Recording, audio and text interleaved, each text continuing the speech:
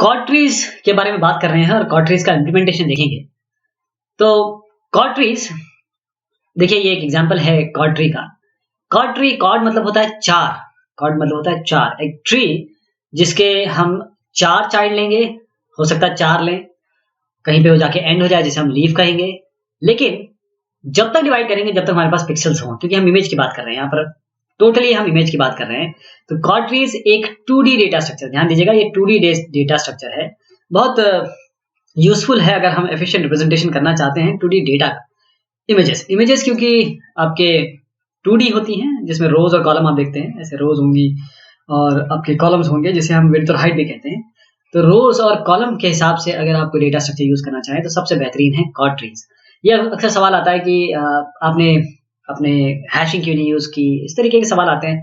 तो उसमें ये जवाब होता है कि क्योंकि ये 2D डेटा है, इमेज जो है 2D डेटा इमेजेस, तो उसके लिए हम इसीलिए कॉर्ड ट्री यूज करते हैं क्योंकि ये स्पेशल इंडेक्सिंग के लिए बेस्ट, राइट। अब लुकअप भी करना है 2D स्पेस में, क्योंकि क्या 2D ट्री बनाना नहीं है, एक्सेस भी तो करना है, वैल्यूज को एक्सेस भी करना है, टाइल्स को एक्सेस भी करना है, हर एक नोड के कंटेंट को।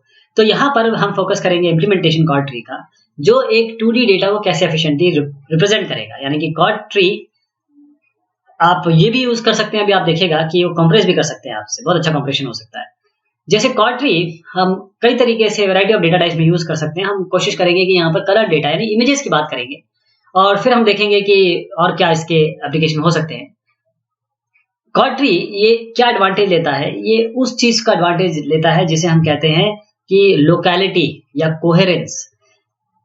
ये बात समझता है कि हर एक किसी भी एक सेल में या कोई पिक्सल में या किसी भी ग्रिड में जो आसपास के पिक्सेल्स होते हैं वो एक जैसे होते हैं, इसकी बहुत ज्यादा पॉसिबिलिटी है। अगर आप कहीं कोई एक पिक्सल देख रहे हैं जैसे ग्रीन है, तो उसके आसपास बहुत हद तक ये पॉसिबिलिटी है कि वो ग्रीन ही हो उसके आसपास वाले। मैं ये नहीं कह रहा हूं कि हमेशा हो, लेकिन बहुत पॉसिबिलिटी है कि ग्रीन से थोड़ा कम होंगे फिर दूसरा कलर बनेगा।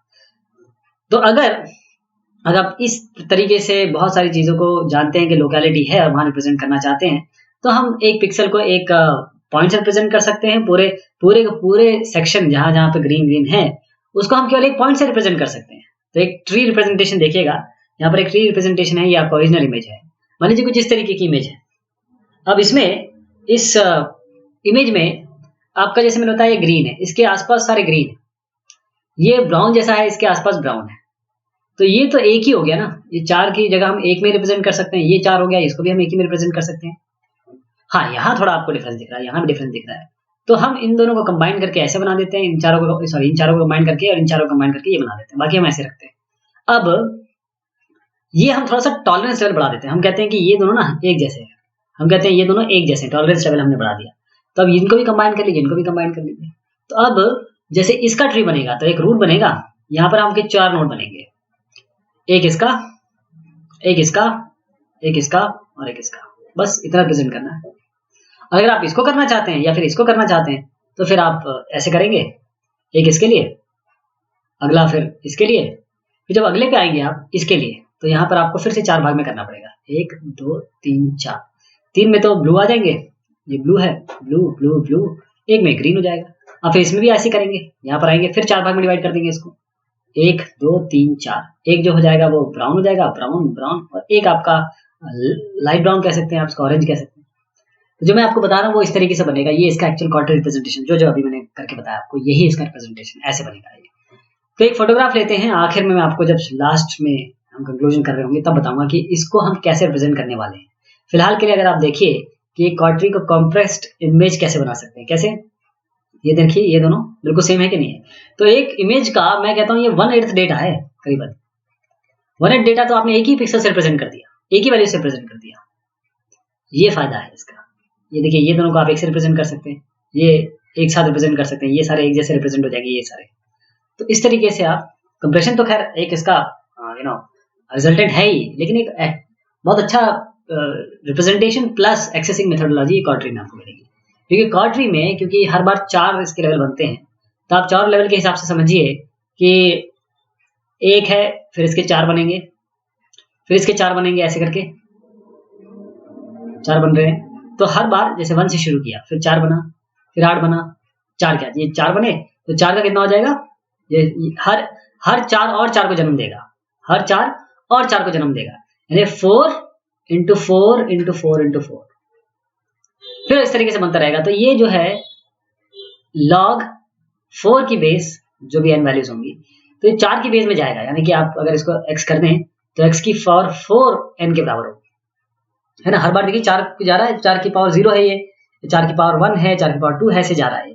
तो हर बार x की पावर 4 4 भाग होंगे इसके, तो आप ये समझ लीजिए कि log 4 इसका बेस होगा, तो इसका एक्सेसिंग टाइम बहुत कम हो जाएगा।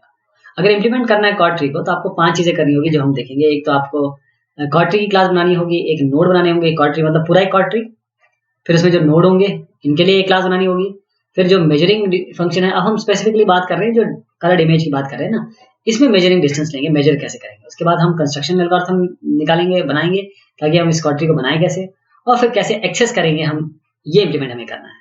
तो इसको हम एक एक करके देखते हैं।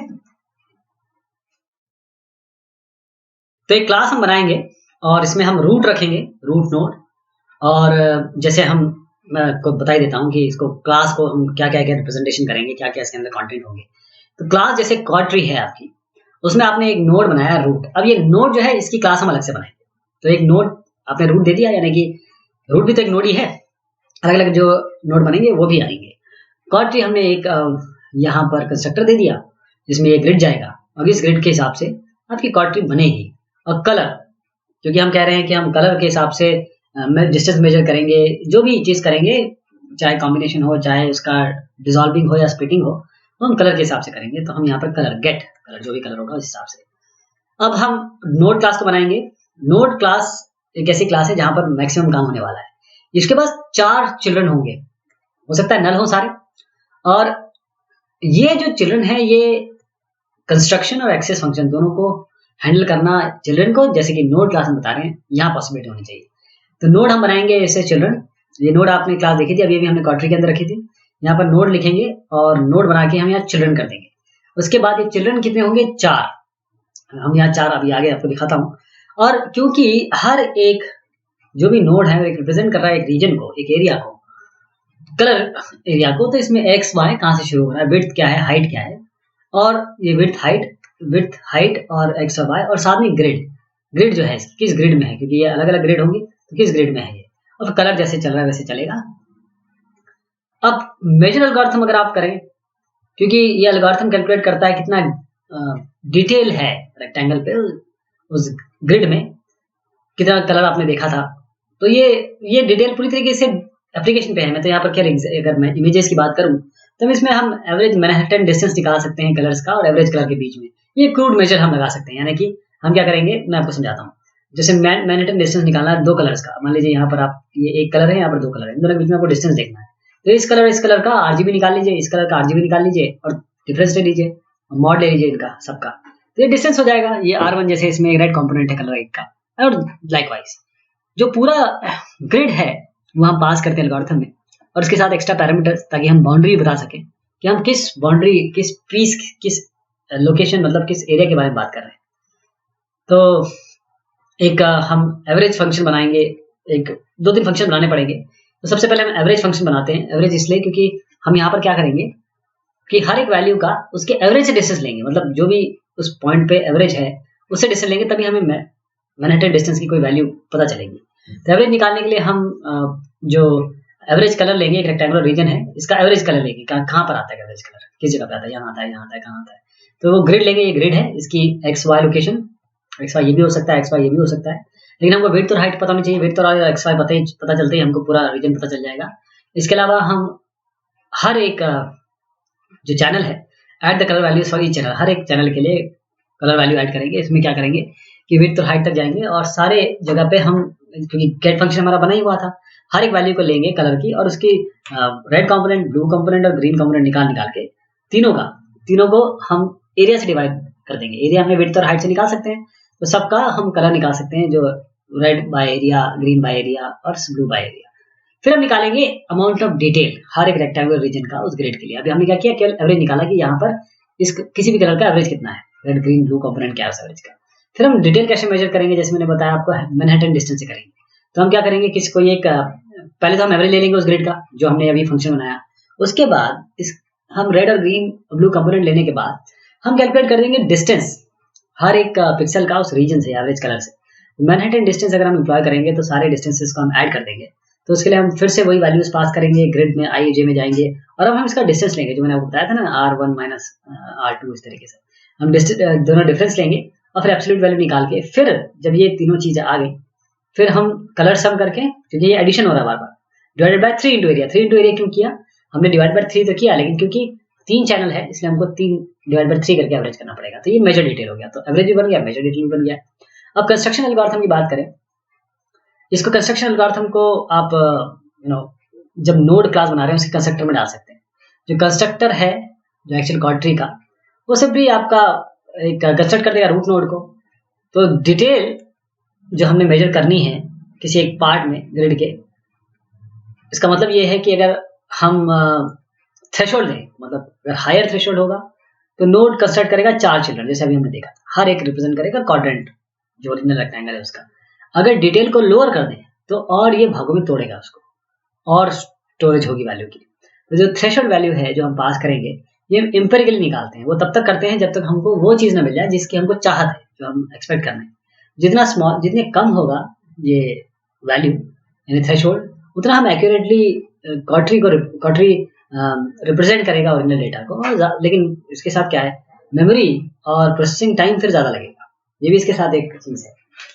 अब जैसे मैंने आपको बताया कि हम जैसे नोड बना रहे हैं इसी के अंदर हम दे सकते हैं, तो एक नया हम क्वाड्री नोड बनाते हैं ग्रिड से, और पैरामीटर जो इंडिकेट करेंगे रीजन को, जो उस रीजन जो नोड रिप्रेजेंट कर रहा है, जो थ्रेशोल्ड है वो भी हम यहाँ पर रखेंगे ताकि डिसाइड कर सकें हमें स्प्लिट करना है कि नहीं करना है।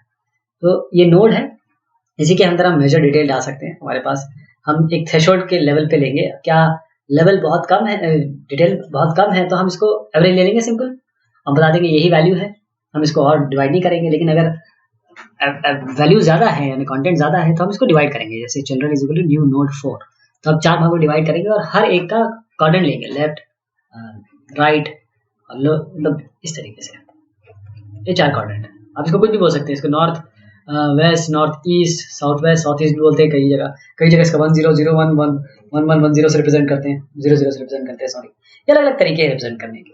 अब एक्सेस एल्गोरिथम की बात करें तो एक्सेस कैसे होगा, अगर if the node from which the method is called, जहां से ये मेथड कॉल हुआ है, अगर वो नोड एक लीफ है यानी कि जिसके पास कोई चिल्ड्रन नहीं है, तो वो नोड का कलर अपने आप रिटर्न हो जाएगा। नहीं तो जो कॉल है वो डेलीगेट होगा चिल्ड्रन नोड को, जो करेक्ट क्वाड्रेंट को रिप्रोड्यूस या फिर इंगित करता होगा। तो जो तरीका है उसका ये है, इससे पता चलेगा कि ये वाला फंक्शन जो है वो ये बताएगा कि क्या नोड के पास चिल्ड्रन है इज लीफ, तो अगर है तो ठीक है, नहीं तो नल रिटर्न कर देगा।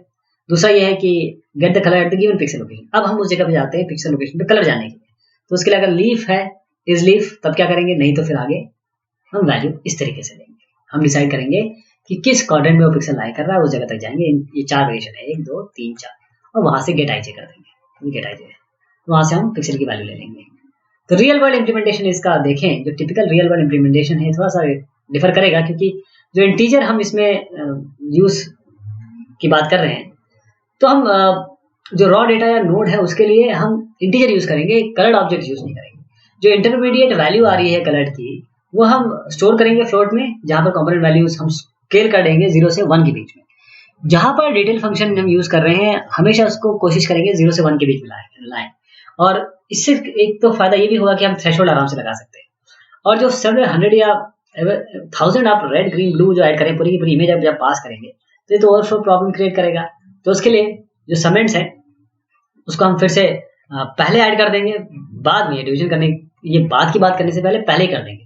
और फिर एवरेज करना तो हमेशा एक्सपेंसिव है, तो क्यों ना हम पहले ही एवरेज करके किसी और फंक्शन में हम एवरेज करके फिर पास करें। जैसे अभी आपने देखा हमने एवरेज अलग से किया, तो एवरेज का फंक्शन लिखा, तो उसमें क्यों ना हम एवरेज को अलग से करके फिर फंक्शन पास करें। तो डिबगिंग कुछ टिप्स है इसमें ये है कि इस तरीके से इम्प्लीमेंट करिए क्वाड ट्री को कि यदि क्वाड ट्री इमेज रिप्रेजेंट करता है या नहीं करता है, नॉर्मल विजुअलाइजेशन के अलावा वो विजुअलाइजेशन इस तरीके से रिप्रेजेंट करें ताकि आप हर एक स्क्वायर को, जैसे हमने एग्जांपल लिया हर एक डिफरेंट कलर को, तो जो आउटलाइन होगी वो नॉर्मल विजुअलाइजेशन देखिए। अभी मैं आपको रिजल्ट दिखाता हूँ इसका। एक विजुअलाइजेशन एरर जो आपकी आती है वो जरूर इम्प्लीमेंट करिए ओरिजिनल के साथ। और बेंचमार्किंग के लिए जो नोड काउंट है वो सारे नोड, लीफ नोड ये जरूर रखिए। ये इसलिए जरूरी है कि आपको मेक श्योर करना है कि जो क्वाड ट्री है वो Indeed it is an efficient representation of your data. Image data के लिए, डीएम डेटा के लिए, 3D डेटा के लिए, गेमिंग के लिए क्वाड ट्री सबसे बेस्ट रिप्रेजेंटेशन है। तो ये फाइनल क्वाड ट्री इमेज देखिए, जो हम अगर एल्गोरिथम लगाते हैं अपना, तो हमारा इस तरीके से बनेगा और इसकी रिप्रेजेंटेशन ऐसे होगी। जहां पर डिटेल ज्यादा है वहां पर क्वाड ट्री ज्यादा आप डीप देख रहे हैं, जहां पर आपका डिटेल कम है वहां क्वाड ट्री शैलो है। ये है आपका क्वाड ट्री और क्वाड ट्री का रिप्रेजेंटेशन। बहुत शुक्रिया, बहुत मेहरबानी आप सभी की।